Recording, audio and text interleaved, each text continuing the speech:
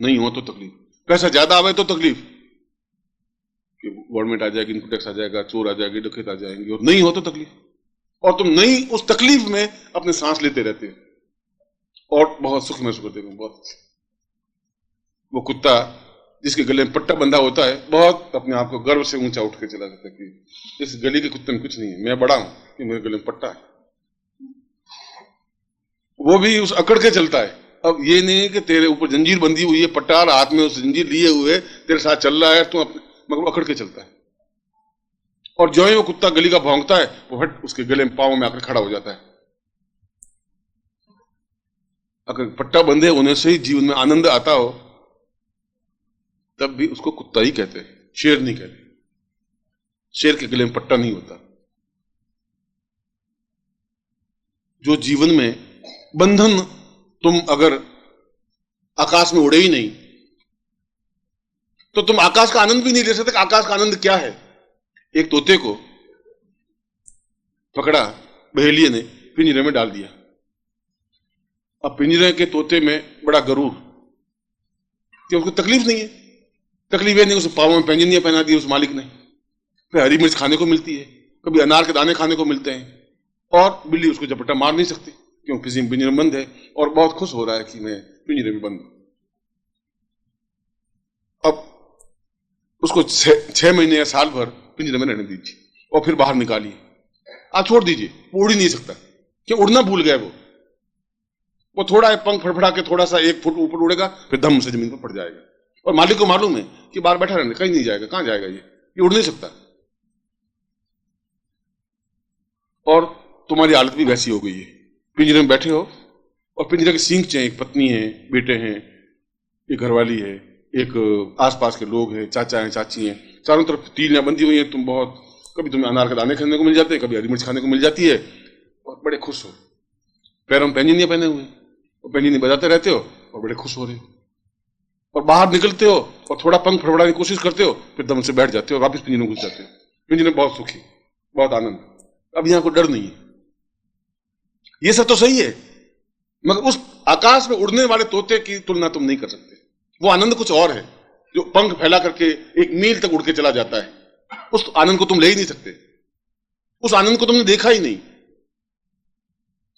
उस आनंद को तुम्हें बताएगा कौन कि ये आकाश में उड़ने वाला ये आनंद है? और अगर उस आनंद को देखा नहीं तो पिंजरे में पड़े पड़े तो मर जाओ। उसमें तो कोई बहुत बहादुरी है ही नहीं, क्योंकि एक ने तुम्हें पिंजरे में डाल दिया, और पिंजरे में डाल दिया तेरे बाप ने और तुम्हारे माता ने, तुम्हारी दादी ने, तुम्हारे चाचा ने, इसलिए कि हम दुखी हैं तो ये सुखी नहीं रहना चाहिए। चल ये क्यों सुखी, इसको भी शादी करो, बेटा शादी कर ले, बेटा शादी कर ले, बेटा शादी कर ले, बेटा मैं अभी नहीं करना चाहता। तो फिर दादी रोती है कि मरूंगी तो पोते का मुंह नहीं देख के मरूंगी तो नरक में जाऊंगी, बेटा एक बार पोते का मुंह दिखा दे। तो बेटा बहुत बहादुरी से खड़ा होता है कि ला शादी कर ले, अभी पोते का मुंह दिखाता हूं, और साल भर में सारे काम धाम छोड़ के पोते का मुंह दिखा देते, और बहुत बहादुर, बहुत खुशी, और घर में डोल धमाके इसलिए बजते हैं कि साला ठीक फंसा।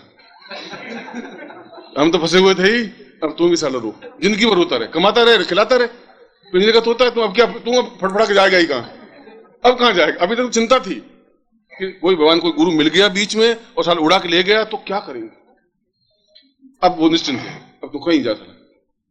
अब वो बाहर जाता है तो बाहर रहूंगा तो पत्नी मर जाएगी मेरे बिना। शाम को बेचारी 5 बजे इंतजार करती रहती है, और तुम चिता पे सो के चले जाओगे तो इंतजार कुछ नहीं करेगी, वो तो दूसरे दिन खाना खाने लगेगी, 5 दिन तो खाना खाएगी 11 बजे के साथ में।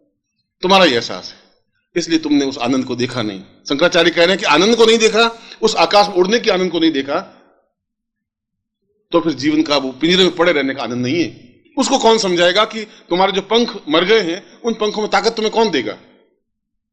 कैसे मिलेगी ताकत? तुम्हारे पास तो ताकत की विद्या नहीं है, और तुमने एक इस नल के पानी को पीकर के जिंदगी पार कर ली, कुएं के पानी को पी करके या तालाब के पानी को पी करके। ज्यादा जोश खाओगे तो गंगा का पानी पी लोगे, मानसरोवर का पानी तुमने पिया नहीं कभी। स्वच्छ, एकदम शीतल, 75 मील लंबी झील, 1-2 मील नहीं, 75 मील की कल्पना करिए। इतनी लंबी, इतनी चौड़ी झील, इतनी गहरी की 250 फीट गहरी, और इतना साफ पानी कि आप एक सिक्का डाल दीजिए पानी के अंदर तो 250 फीट नीचे भी उसके अक्षर पढ़ लीजिए सिक्के के कि उसमें 1975 लिखा हुआ है। इतना साफ पानी आपने जिंदगी में देखा नहीं, ऐसी झील भी आपने देखी नहीं। इसलिए नहीं कि आप हंस बने ही नहीं। अगर हंस नहीं बने तो मानसरोवर जा नहीं सकते। कौवे बन सकते हो, बगुले बन सकते हो, और बगुले हो। हंस के भी सफेद पंख होते हैं, तुम्हारे भी सफेद पंख हैं। और एक बार हंस ने और बगुले ने बहुत कोशिश सोची कि चलो हंस उड़ता है, अपन भी उड़े, इसमें मेरे फर्क क्या है, इसके भी चौंच है, मेरे भी चौंच है, इसके सफेद पंख है, मेरे भी सफेद पंख है, ये भी पक्षी है, मैं भी पक्षी हूं, इसमें कौन सी बड़ी बहादुरी होती। हंस उड़ा, बगुला भी उड़ा। आधा किलोमीटर जाते ही बगुला थक करके नीचे पड़ गया, हंस तो उड़ता चला गया अपने आकाश में 200 मील तक, और 200 मील उड़ करके वापिस भी आ गया। कुछ आनंद नहीं। और हंस ने डुबकी लगाई मानसरोवर में, तो 5 किलोमीटर जाकर के बाहर निकला। जब तुमने मानसरोवर देखा नहीं तो उस आनंद को नहीं देख पाओगे। ताल तलैया के पानी में वो आनंद नहीं है जो मानसरोवर के पानी में है। जब तुमने देखा ही नहीं तो कौन दिखाएगा तुम्हें वो पानी। और घर वाले तुम्हें दिखाने देंगे नहीं, क्योंकि वो तो हर एक की बात सोचेंगे कि ये जाना नहीं चाहिए कहीं, और इसके लिए 100 प्रकार के नाटक होंगे। पत्नी रोएगी, चीखेगी, चिल्लाएगी, कहाँ जाते हो, उन गुरुओं के पास कुछ नहीं है, तुम घर में क्यों नहीं। चाचा कहेगा तुम दिमाग खराब है तुम्हारा, अरे कुछ नहीं है, वो तुम्हें ठग रहे हैं, मूर्ख बना रहे हैं, कमाओ धमाओ, देखो हम जब नहीं गए तो हमारा क्या बिगड़ गया, हम कौन से मर गए, तो तुम भी नहीं मरोगे, तुम कहां जा रहे हो। वो सोचता है कि क्या करें, वो बेचारा मन मार के बैठ जाता है। और फिर भी जाने की कोशिश करे तो पत्नी भूखे रह जाएगी, मरने लगेगी, बेहोश होने लगेगी, नाटक करेगी, और तुम सोचोगे चलो अभी नहीं, अगली बार जाएंगे, और फिर अगली बार जाएंगे, फिर अगली बार जाएंगे। फिर एक मार्ग में एक बहुत सुंदर स्त्री मिलेगी जिसका नाम मृत्यु है, वो आपको थपकी देकर के सुला देगी। इस जिंदगी में फिर गुरु नहीं मिलेंगे भी नहीं, इसलिए नहीं मिलेंगे कि तुममें वो ताकत नहीं है, हिम्मत नहीं है। जब डुबकी लगाने की तुममें ताकत आएगी नहीं तब तुम उस गहराई को देख भी नहीं सकोगे। उस समुद्र के किनारे, उस जो बंबई का समुद्र है या मद्रास का समुद्र, उस किनारे बैठ जाइए तो जो लहर आएगी तो कुछ घोंगे लाएगी, कुछ कंकर पत्थर होंगे, वहां कुछ सीपी होगी, उनसे झोली भर के मर जाकर चले जाओगी घर में। मोती नहीं ला सकते, तुमने मोती आनंद लिया ही नहीं। एक चमकदार शुभ्र मोती एकदम से वो तब मिलेगा जब समुद्र में बिल्कुल छलांग लगा दोगे। तुम्हारे पापों में छलांग लगाने की हिम्मत नहीं है, इसलिए नहीं है कि तुम्हारे पंखों को मार दिया गया है, तुम्हारे घर वालों ने खत्म कर दिया है।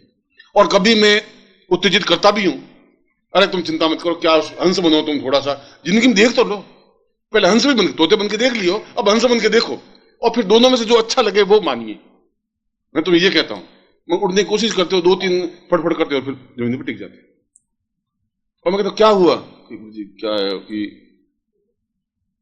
घरवाली बहुत बहुत दुखी थी बेचारी, मैं निकला गुरुजी आपके घर आना तो था, मगर वो बीमार हो गई और रोने लगी, तो खाना नहीं खाया गुरुजी, आप बात मानिए। मैं मान रहा हूं भैया, एक सींचा और ज्यादा बढ़ाया हुआ है, 218 तीलियां तेरे 19 तीलियां, और क्या होगा। तुम मानसरोवर नहीं जा सकते, तुम आकाश में उड़ भी नहीं सकते, तुम उस आकाश का आनंद नहीं ले सकते, क्योंकि आकाश में उड़ने की क्या क्षमता है, पंखों को फैला करके ऊंचे उठने की क्या क्षमता है, मानसरोवर में डुबकी लगाने का क्या आनंद है, तुम अनुभव नहीं कर सकते। और शंकराचार्य कह रहे हैं कि फिर कौन समझाएगा तुम्हें कि ये आनंद कुछ और है, कौन तुम्हें अपने साथ उड़ाएगा, कौन 300 मील तक तुम्हें उड़ा के ले जाएगा, कौन ले जाएगा तुम्हें, चाचा चाची, माँ बाप, भाई बहन, उनके खुद के पंख मरे हुए, वो तुम्हें कहां से उड़ाएंगे। जो मुर्दे हैं वो तुम्हें कहां से जीवन दान देंगे, जिनमें खुद में क्षमता नहीं हो तो क्या समझाएंगे।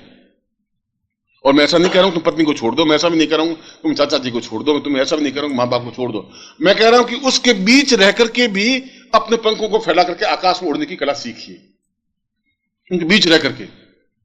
और आप पूछेंगे गुरुजी ऐसा कैसे हो सकता है। मैं उदाहरण अपना खुद का प्रस्तुत करता हूं कि मैं तुम्हारे तरह ग्रस्त हूं, मेरी पत्नी है, पुत्र है, पोते हैं, पोतियां हैं, भाई हैं, बहन है, संबंधी रिश्तेदार हैं, और तुमसे ज्यादा बड़ा कुनबा है। तुम्हारे घर में 10-12 मेंबर हैं और मेरे घर में 80 लाख शिष्य हैं, इतना बड़ा कुनबा है। उन सबकी तकलीफें सुनता हूं, उन सबकी परेशानियां सुनता हूं, और भी मुस्कुराता रहता हूं, आकाश में उड़ता भी हूं और डुबकी लगाता भी हूं। अगर मैं इतना सब कुछ रहते हुए उड़ सकता हूं तो मैं उदाहरण देकर तुम समझा रहा हूं कि मैं भगवान कपड़ा बगड़ा नहीं हूं, साधु नहीं हूं, सन्यासी नहीं हूं। तुम्हारी तरह सारी जिम्मेवारियों को झेलते हुए भी मैं उस आनंद को प्राप्त कर सकता हूं। इसलिए चिंता मुझे व्याप्त होती नहीं, तनाव मुझे नहीं होता है, इसलिए मैं रात को सोते ही नींद आ जाती है क्षण में। इसलिए चेहरे पर एक ओज है, एक लुनाई है, एक मस्ती है, और मैं तुम्हारे चेहरों पर भी वैसी चाहता हूं। शंकराचार्य कह रहे हैं कि यह सब कुछ तुम्हें गुरु ही समझा सकता है, तब जब तुम अपने आप को पूरी तरह से गुरु को अपने आप में स्थापित कर दो, गुरु को पूर्ण रूप से अपने आप में समाहित कर दो। ओम परम तत्वाय नारायणाय गुरुभ्यो नमः।